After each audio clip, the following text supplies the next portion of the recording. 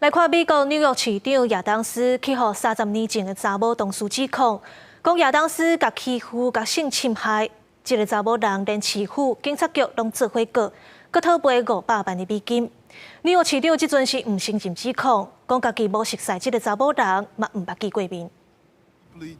一个妇女23暗时提交法律文件，指控民主党籍纽约市长亚当斯性侵。内容讲，这个案发生伫1993年，迄个时阵两个人拢伫纽约市政府工作，亚当斯担任员警。昨夜文件内底对伊所指控的侵犯细节讲了真少，不过表示因为性侵犯行为遭受身体、心理也有其他伤害。这个妇女要求赔500万美金，相当是代表1.58亿。诉讼文件搁甲各方局列作被告，一个甲警察相关的数字，我那红点名。 亚当斯否认相关指控，表示绝对无发生过这种代志，甚至未记得有见过原告。亚当斯刚入性侵风波时阵，拄啊面对其他法律的麻烦。在1月7日，联邦调查局 FBI 查考亚当斯的电子设备。纽约时报报道，亚当斯2021年竞选活动的时阵，可能有接受包括托尼基政府在内的非法捐款，去予联邦调查。不过，伊表示绝对无牵涉到不法。 为着保护控告亚当斯性侵的妇女身份无公开，根据法定的记录，这个女子捌提起至少2届诉讼，